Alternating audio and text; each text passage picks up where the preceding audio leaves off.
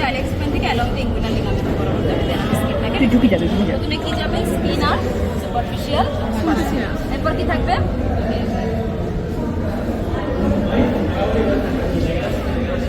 ডিফাসা আছে অ্যাবডোমেনে তো কে বললো ডিফাসা আচ্ছা তাহলে প্রথমে পাবো হচ্ছে স্কিন আর সুপারফিশিয়াল ফাঁসার আবার দুইটা লেয়ার থেকে এগুলো করে নিই হ্যাঁ একটা হচ্ছে ফাঁসা ক্যাম্পার একটা হচ্ছে ফাঁসা হচ্ছে স্কার্প ঠিক আছে এরপর আমরা কি পাবো মাসেল পাবো প্রথম মাসেলটার নাম কি এক্সটার্নাল অবলিক অ্যাবডোমিনালিস দেখো ডিরেকশন দেখো নিচের দিকে দেখাচ্ছে দেখছো দেন ইন্টারনাল উপরের দিকে দেখাচ্ছে আর এটা হচ্ছে ট্রান্সভার্স দেখা যাচ্ছে মাসেলগুলো কিভাবে থাকবে এটা মিড লাইনের এটা হচ্ছে লিনিয়াল বা এটা একটা ফাইব্রাস লাইন তাই না ফাইব্রাস ট্র্যাক এক্সটেন্ড করবে জিপিস্টারনাম থেকে পর্যন্ত এবং মাসেলগুলো তোমার কোথা থেকে আসবে ল্যাটারাল অ্যান্টেরোল্যাটারাল সাইড থেকে এসে আমি যদি হাতটাকে এভাবে রাখি তাহলে এই অংশটুকু হচ্ছে মাসেল আর এই অংশটা হচ্ছে অ্যাপোডিউরিস তাই না এই মাসেলগুলো কি হয়ে যায় প্রথমে এদিকে থাকে মাসেল আস্তে আস্তে ফ্লেশি থাকে পরবর্তীতে এই জায়গায় আস্তে আস্তে রেক্টাসের দুই পাশে আস্তে আস্তে কি হয়ে যায় মাসেলগুলো অ্যাপোডিউরিস ডেভেলপ করে পাতলা পাতলা সাদা সাদা হয়ে যায় ঠিক আছে মাসেলগুলো দেখা যাচ্ছে না এখানে দেখছে সাদা আর এটা কিন্তু ফ্লেশি পার্ট দেখা যাচ্ছে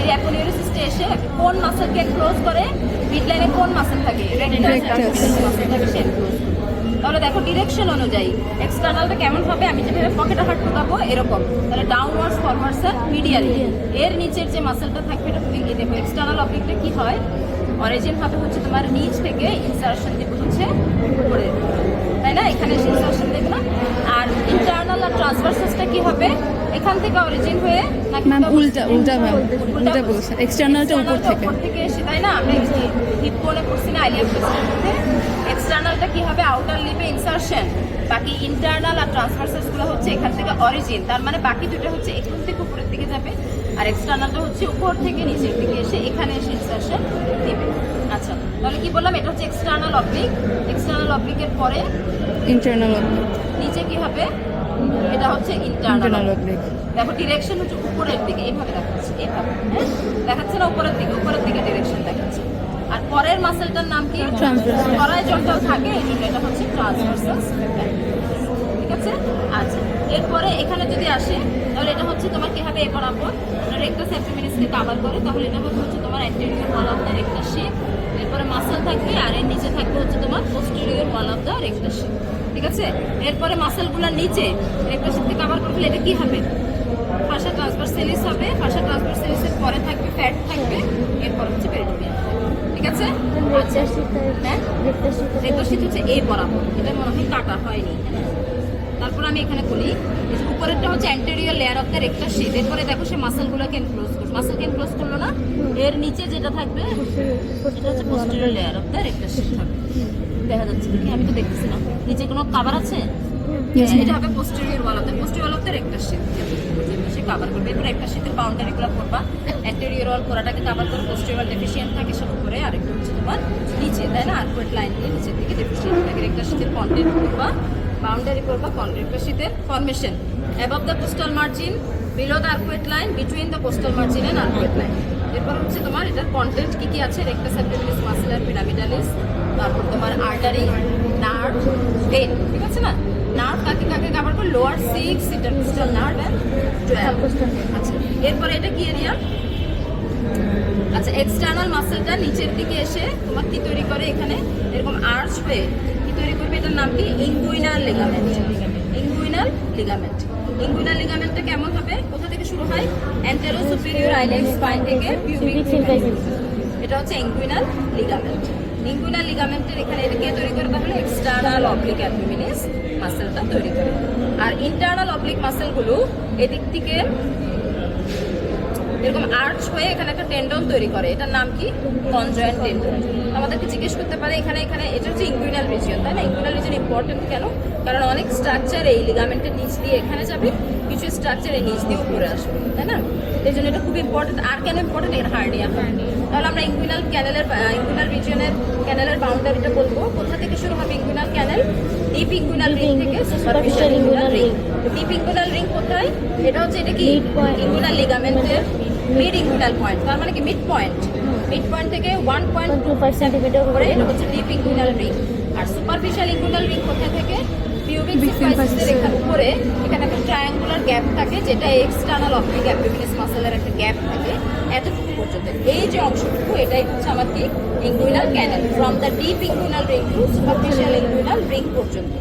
এবং এটার মধ্যে কন্টেন্ট কি যদি জিজ্ঞেস করে পারবো না বলতে, স্পারমাটিক কর্ড এন্ড ফিমেল। তখন তোমাকে জিজ্ঞেস করতে পারে স্পারমাটিক কর্ড কি দিয়ে তৈরি। ওখানে অনেক কিছু আছে, ডাক্তার সার্ফারেন্স আছে, ওর চারপাশ 3টা আর্টারি আছে, বেইন আছে, লিম্ফেটিক্স আছে, আমরা এগুলো বলবো, নার্ভগুলো বলবো।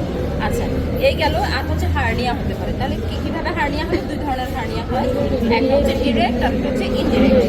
যখনই হার্নিয়াটা তোমার এই ডিপ থেকে সুপারফিশিয়াল ইনগুইনাল রিং দিয়ে ঢুকবে, তখন এটা হচ্ছে ইনডিরেক্ট ইনগুইনাল হার্নিয়া। ঠিক আছে, এখানে একটা আর্টারি থাকে, আর্টারিটার নাম কি? না, ইনফেরিয়র ইপিগ্যাস্ট্রিক আর্টারি, নিচ থেকে উপরে উঠবে। আর সুপেরিয়রটা উপর থেকে নিচে নামবে। এরা দেখবে রেক্টাসিতের এখানে সে অ্যানাস্টোমোসিস করে। নিচ থেকে যেটা উঠে এটা হচ্ছে ইনফেরিয়র ইপিগ্যাস্ট্রিক আর্টারি, আর উপর থেকে যেটা সেটা হচ্ছে সুপেরিয়র ইপিগ্যাস্ট্রিক। ওটাকে আর ব্রাঞ্চ দেখে নিবা। এই ইনফেরিয়র ইপিগ্যাস্ট্রিক আর্টারি ল্যাটারালি এখানে যে হার্নিয়াটা হয় সেটা হচ্ছে ইনডিরেক্ট। দেখো সে অবলিক হয়ে আছে, এই জন্য এটার নাম হচ্ছে ইনডিরেক্ট বা অবলিক। ডিপ থেকে সুপারফিশিয়াল পর্যন্ত যাবে। কেন হতে পারে এই হার্নিয়াটা? ওই যে আমরা যে টেস্টিসটা না, আমার কাজ কি এখানে আসলে, টেস্টিসটা প্রথমে এমব্রায়োলজিক্যাল টাইম কোথায় থাকে? অ্যাবডোমেনে থাকে। পরবর্তীতে যে ডিসেন্ট করে আমার স্ক্রোটাম পর্যন্ত চলে যায়। এই যে যাওয়ার সময় যে প্রসেসাস ভ্যাজাটা যে কাভারিং থাকে, প্রসেসাস ভ্যাজাইনালিস, এটা কি করে অনেক সময় থেকে যায়। হ্যাঁ, তার মানে পথটা থেকে যায়, নর্মালি এটা ডিসঅ্যাপিয়ার হয়ে যায়। যদি কোনো কারণে এই পথটা তোমার থেকে যায়, তাহলে এটা দিয়ে কি হতে পারে? তোমার এটা দিয়ে কন্টেন্টগুলো তোমার কি হতে পারে? এখান থেকে বের হয়ে তোমার এখানে চলে আসতে পারে। আচ্ছা, এটা একটা গেল। আরেকটা কি হার্নিয়া হতে পারে? ডিরেক্ট। ডিরেক্ট হার্নিয়া হবে একদম সোজা হবে। ঠিক আছে, এভাবে আসবে। ডিরেক্ট মানে সরাসরি যাবে। এখানে কিভাবে হবে? আচ্ছা, ইনগুইনাল ক্যানেলে বাউন্ডারি ব্লাড করাতে হবে। ইনগুইনাল ক্যানেলে কি থাকে? ফ্লোর থাকে, রুফ থাকে, এগুলো পড়বা। তো ডিরেক্ট ইনগুইনাল হার্নিয়াটা কি হবে? একটা ট্রায়াঙ্গেল দিয়ে যায়। ট্রায়াঙ্গেলটার নাম কি? ট্রায়াঙ্গেল। আমি বলছিলাম এখানে একটা আর্টারি থাকে, এটার নাম হচ্ছে ইনফেরিয়র ইপিগ্যাস্ট্রিক আর্টারি। এটা কি মাসেল? রেকটাস অ্যাবডোমিনাস। দেখো এটা বাউন্ডারি, এখানে একটা 3 কোণ আমি থট তৈরি করে ফেললাম, তাই না?